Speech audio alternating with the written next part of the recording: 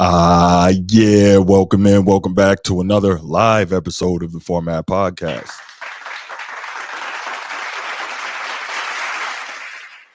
That's right. That's right. Special Thursday night episode today. Still gonna do the Saturday night episode this weekend, but I haven't put out anything for a few days, and since I guess last Saturday's live, so I wanted to come out and give my thoughts on some of the stories that I thought were interesting, and hopefully you think are interesting as well. So let me just give a few minutes, see who comes in the chat, and then we'll go from there.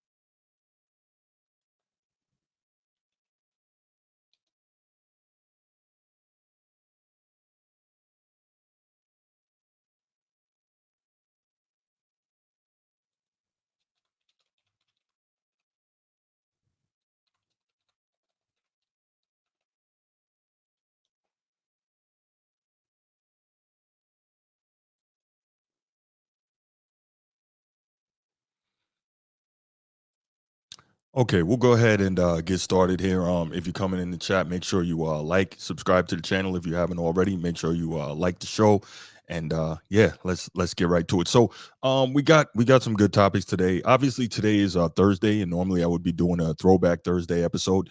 And well, it looks like fate kind of decided what the topic of that was going to be, and as you see there, that is going to be our first topic. Legendary Bill Walton, and we'll get to that. But yeah, have some interesting topics here and some thoughts I want to share. So at this point, what I'm going to do is get started. But before we get to those topics, you know what time it is. If you're here on YouTube and you haven't already, please make sure you go ahead, click that like, that subscribe, that notification bell. Make sure you're kept up to date whenever we drop new content on the channel. If you want the audio only version of the podcast, open up your audio podcast platform, hit the search bar, type in The Format Podcast, and we should come right up. If you're enjoying the content, make sure you give us that like, that 5-star review, and drop a comment. All that stuff helps us rise in the algorithm, helps us find more sports fans, helps more sports fans find us. And finally, make sure you write it down, put it in your phone, set an alarm, do whatever you got to do to remember. Saturday nights at 7 p.m. we are live here on the Format Podcast, and we'll give you the opportunity to call in, talk to us, get at me. I love it. I can't wait. All right, just another friendly reminder. If you're here in the chat, please make sure you give us a like. All that stuff helps us, helps YouTube hit the algorithm, helps us push out the show to more people. And that's what we're trying to do. We're trying to grow here. Make sure you like it and make sure you share it. All right, cool. Let's talk about this one now. This is so I was going through the internet, I was looking up some stuff, blah blah blah. I was on YouTube and I got the notification for what is it like? It was All the Smoke, and they were on after game 3 of the Minnesota Timberwolves series. So at that time, Minnesota was on the brink. They were getting ready to, they were one game away from being eliminated.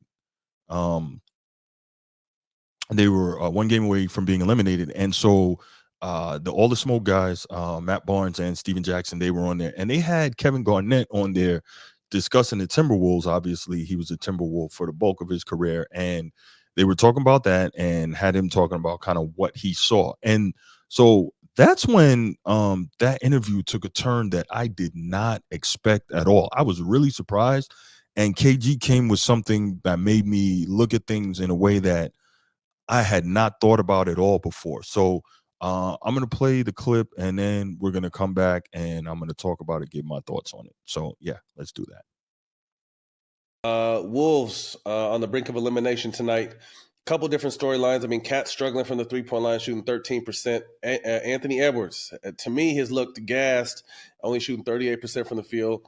Luka and Kyrie have taken it to another level. And then the young boy Lively has been really live. Tyson Chandler 2.0.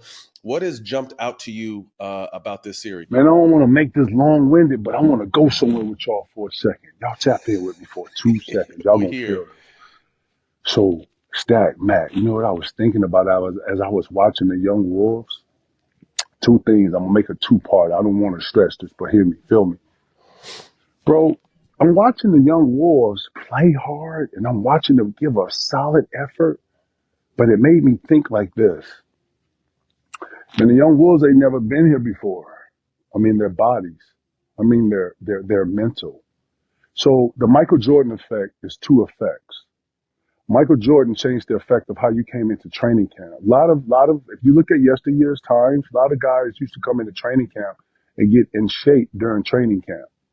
Mike Jordan effects changed it to where you came in to camp Ready. in camp ready, and it Mm-hmm. changed the whole mechanism of the league. So much that coaches, GMs, ownership expected you to come in ready to go.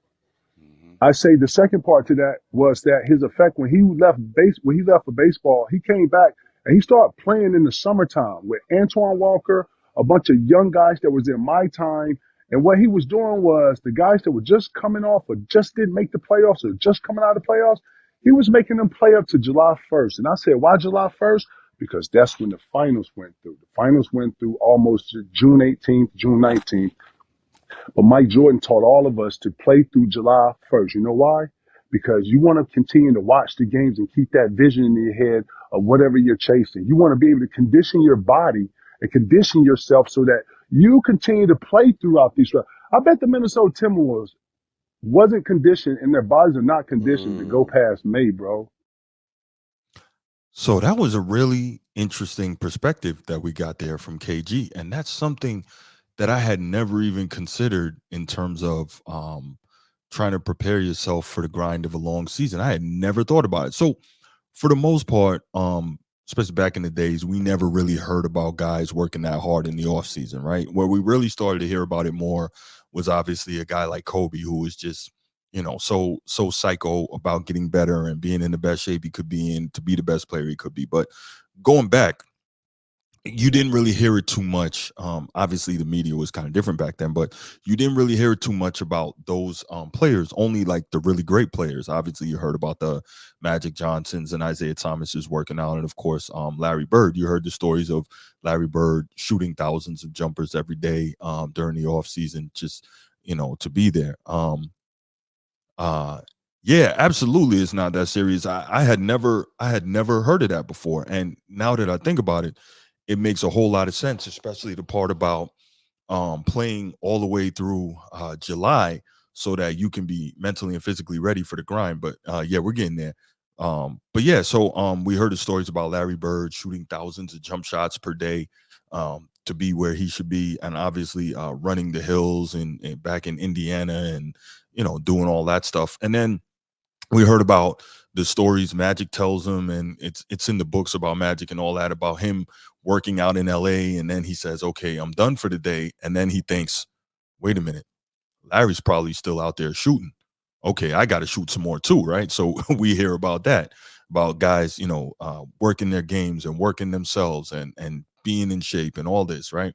And so, but those were the best of the best players. The average players and even the good players, for the most part, we didn't hear about that. Those guys were just, they were just kind of there, and they were enjoying their summers. And then when they would come back in, they would use training camp time to work themselves into shape and get ready. But when we really think about working into the off season and getting yourself ready for the grind of a long season, that's where you start thinking about what KG just said. And it's like, whoa, wait a minute. So when it comes to Michael Jordan, we know that he put himself and his team through the paces because of what he was going through trying to beat the Pistons, right? We heard about the Breakfast Club, right? Where he would, 6 o'clock in the morning, he got to be in there. Was that Dallas 16, Minnesota 10? Okay. Where he'd be up early working out. And this is crazy because Michael Jordan is a guy that we know used to be up late night, partying, drinking, smoking, playing cards, what have you, doing all this stuff, but he is still be in the gym first thing in the morning. And he got Scottie Pippen into that. Quick side note, everyone always, pushes, not everyone, but certain fan bases push this narrative that Scottie Pippen carried Michael Jordan and Scottie Pippen made Michael Jordan all this foolishness, when really it's the converse, right? It's that Michael Jordan made Scottie into the player that he would become. And I truly believe Scottie Pippen doesn't have championships if he doesn't play with Michael Jordan. Now, would Michael Jordan have gotten six without Scottie? Probably not. But we saw the type of player that he was. And I think it's fair to say that Michael Jordan could win without Scottie. He eventually would have broken through, but Scottie would not have become the player that he became if not for Michael Jordan. But anyway, um, yeah, so we saw Michael Jordan utilize this and really push his team and push himself to become the the greatest that he could be and become the winner that he could be. And it all paid off. But that was the example of going through the fire, right? And we heard KG talking about this. Push yourself until July, because in a long season, if you want to win the championship, you got to play into late June, right? And so I never even had considered that before. It makes a lot of sense. But so we hear this story and it makes us think about Jordan and just lets us know again why he's the greatest. Work on your body. Okay. A lot of guys work on their body, but also work on your game. Not a lot of guys actually work on their body and their game. Work on your mental and physical stamina. That's what else Michael Jordan was doing. Prepare yourself to get through the grind. Everything that it takes to get through the grind. Okay? For Michael Jordan and now these young Timberwolves, who it's highly unlikely that they're going to win this series, because no team has ever come back in NBA history from 0-3 deficit. And but then again, no team had ever come back in MLB history from an 0-3 deficit until the Red Sox came back against the Yankees, right? So theoretically, it could eventually happen, but it's just highly unlikely. Anyway, for these young Timberwolves are going to have to learn all this, right? They're going to have to learn, and they can take lessons from a guy like Kevin Durant, who took lessons from a guy like Michael Jordan, right? And for those guys, and hopefully for Anthony Edwards and the rest of his team, it's not going to be about looking for the easy way. It's not going to be about trying to revamp your roster, or it's not going to be about fire the coach and get a new one, or it's not going to be about trying to link up with other all-time greats, right? We know a guy who has done all of that, okay? But back to the Timberwolves, I never even thought about what KG said and how it might affect these young guys. And I hope, being that he's what do we got there? There you go. There you go. The Red Sox. Exactly. So eventually it could happen. Just highly unlikely, right? It hasn't happened yet. I wouldn't put my money on it. But it would be cool to see, just because you always want to witness history, right? Um Yeah, but so we know that Kevin Garnett is really tight with the Timberwolves organization.